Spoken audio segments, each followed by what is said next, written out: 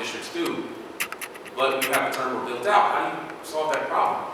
And so this plan, which went on to win American Planning Association awards, identified opportunities at the LA River, opportunities with Edison Rights of Way, how to build small parks, pocket parks.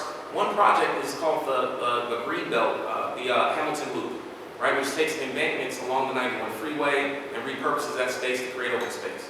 I'm proud of the results. We were able to get some projects again, these are projects that had started, but they had gaps in funding and figure it out. Like the Houghton Park Community Center, there was an idea, there was $1 million dedicated to it, we had to find the other $9 million to make it happen. DeForest Park Wetlands, it's 40 acres of open space. Where people used to go, you would see drug activity and those things. Today, you see there's turtles, and there's ducks. We took our holiday photos there last year. Right now, under construction, we open up the next couple of weeks at DeForest Park is an Environmental Conservation Center. It's a building that was paid for, a community center in our city, it was paid for by Rivers and Mountains Conservancy. I know what it takes to work with agencies like Rivers and Mountains Conservancy and planning agencies to deliver results. If you come to our parks, Houghton Park has a new community center. We have a new health equity center at the park, which was a former child care center. We have new space, a visioning plan for our whole district, a visioning plan for the Forest Park, a pool in the works at Ramona Park, a playground fully funded at Ramona Park, a vision for a loop that's partially funded. So we know how to make it happen. As mayor, this is something that I like. I'll just use it. It's fine. I got a few more in this last one. As mayor, I know what it takes to bring people together, because this is in fact a unifying issue. How we expand more open space. When you think about it from an environmental standpoint, everyone cares about this. When you improve access to open space and you clean the air, it shortens that 17-year difference in life expectancy. It makes it cheaper on the system when people are looking at things like healthcare costs. And so these are things that we need to do. In North Long Beach, I have a proven track record of doing it. I can show my results. Oh, okay, I'm just going to read that. I have a proven track record of delivering those results. We need to do more along the LA River. I fully acknowledge the work of the River Park Coalition and others. I know there are our sort of first district, Cesar Park, Drake Chavez stuff. When I was doing outreach with some of the young folks in Washington neighborhood, they were like, hey, we have a park, the 14th Street Greenbelt, but we don't have a community center. So I think we need a community center at Seaside Park.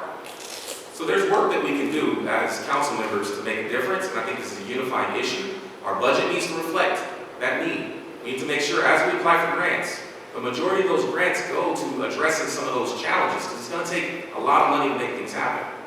I also think every part of town, has an issue when your grass, like my kids play soccer over at Hartwell, and we look at the grass in all of our parks, and it all needs to be improved. El Dorado Park, all these parks, the grass needs to be improved. That's something that brings us all together. So as mayor, I'm going to prioritize parks and recreation in every part of our town, no matter where you're from, but I also acknowledge the challenges with this systemic issue that we've had for decades in Long Beach, and I'm going to commit to making a difference there. Thank you.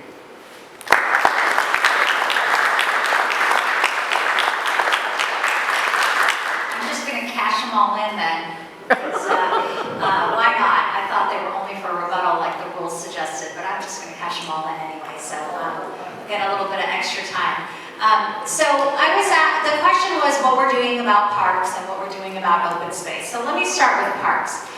We are building some beautiful parks in the city of Long Beach. We have beautiful playgrounds, we have amazing new open spaces that we're creating, but we have not funded maintenance of those parks sufficiently. We just had our strategic planning efforts that are with the Parks Department come before the council not too long ago. And we talked about the fact that we don't have money in our budget to fully maintain these parks in the manner that they should be maintained. That's a concern, and we need to reevaluate our priorities and perhaps stop building new parks until we can get the budget in a place where we can take care of our existing parks. Because our existing parks, if they become neglected, they're not going to be attractive places for people to want to go and spend time. The other issue that we have right now with parks is we're having to close a lot of our park bathrooms because of issues of homelessness, and that is a shame. If we're going to build a brand new park and we're going to put in brand new equipment for playgrounds and for kids to play, and yet a parent can't go there with a child for an hour and not be able to use the restroom, then we're really rendering a lot of those spaces unusable by the taxpayers. And we need to think about that in terms of parks. But we do need more parks, and we need more open space. And so I'll tell you that as a chair of the Los Cerritos Wetlands Authority, which is a joint powers authority, there's multiple cities and agencies on it, we work together to come up with a restoration plan for the wetlands. The wetlands, as you guys know, borders East Long Beach and Seal Beach.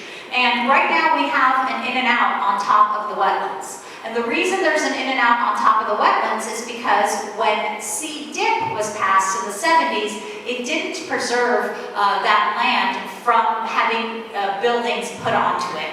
And so there was always this exception that allowed for additional buildings to go up on the wetlands because that area was not preserved.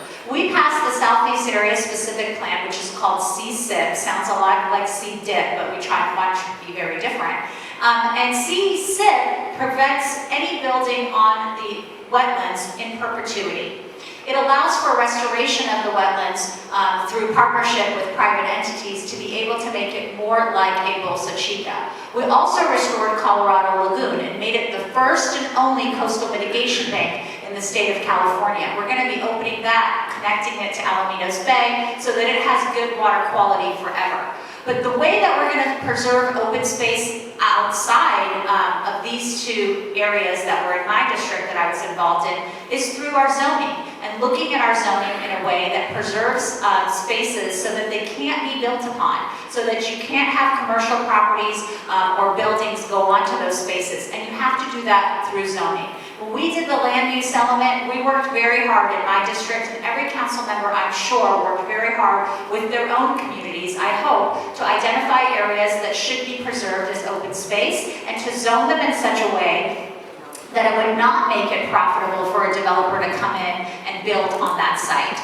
We certainly did that in East Long Beach. We had areas that could be developed into housing, but we zoned them as recreation, which people did not like, the people that owned the property did not like, but they were adjacent to wetlands that were sensitive habitat, and we didn't believe that a housing site or a commercial site next to the wetlands was a conducive use. And so we had to make some modifications to the zoning to allow for eternal preservation of those spaces as open space so that they can't be built upon.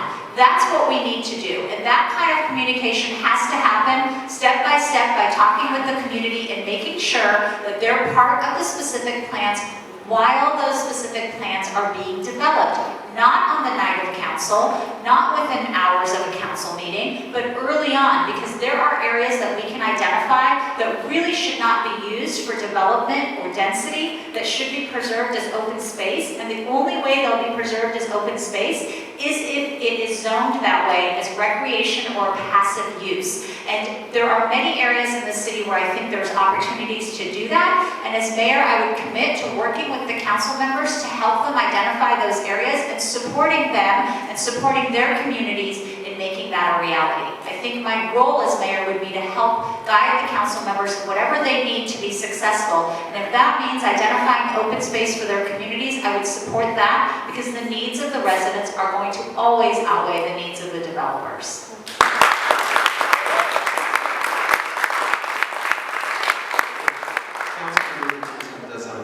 I have one more. So I agree with much of what Councilman Price said. The one thing that I will say is that the statement that we should perhaps stop building new parks, I fundamentally think that's a problem. There's a sense that there's never a right time to invest in communities that lack investment. There's always an excuse. We have to. That's our job.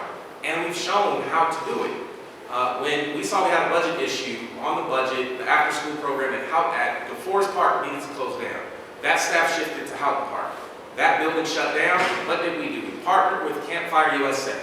They now are building a camping facility there. They're doing an after-school program. We brought in Conservation Corps. They're building a brand new community center and have a vision for the park. Guess what? Much of that was funded by outside partners who are delivering more services today than we were before. If there's a will, there's a way. It is not acceptable to tell the great majority of our city that maybe right now is not the time to continue to build parks.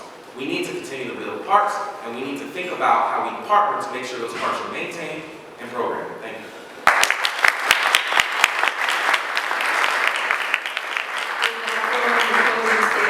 Each candidate has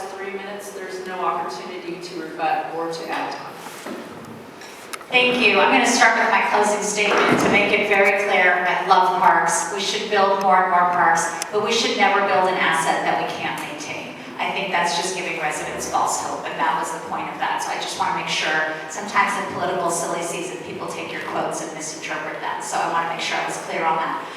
Thank you for the opportunity that you've given us tonight to get to talk to you. It's truly my pleasure and my honor to be here, to get to meet all of you. I just want to express to you that this is a very important election. And I am very proud of the work that I've done in the 3rd District, but also in the work that I've done citywide. I'm proud of the environmental improvements that we've made in the 3rd District with the Colorado Lagoon, with water quality, with our wetlands restoration. It's been huge and life-changing for so many. I'm proud of the work that we've done in economic development, bringing on new businesses that have added to the sales tax revenue of this city, creating centers and shopping experiences and businesses that are at the 2nd and PCH Shopping Center, making sure that our vacancy rate in the Belmont Shore Corridor stayed as low as it did through the entire pandemic and up until today. That took a lot of work, and it was not an easy thing to do, but we worked together and we made that happen. I'm proud of the work that I've done citywide to introduce homeless transitional housing in the 3rd District. Again, something that was not immediately welcomed by everyone, but we worked together as a community to ensure that we were getting people off the streets, but we were also ensuring that quality of life for residents were not impacted. We're going to continue to have that same approach as the community hospital site transitions into a wellness campus where we're going to be offering mental health and substance abuse treatment. We're going to work with the community to ensure that quality of life impacts are minimal. I've done amazing work, I think, in the area of police reform and in the area of police transparency and accountability. I think that's been a huge area that has impacted the city greatly. We now have body-worn cameras for every police officer in the city of Long Beach. That has reduced the number of lawsuits the city gets, and it has also provided another measure of accountability for those who come into contact with the police who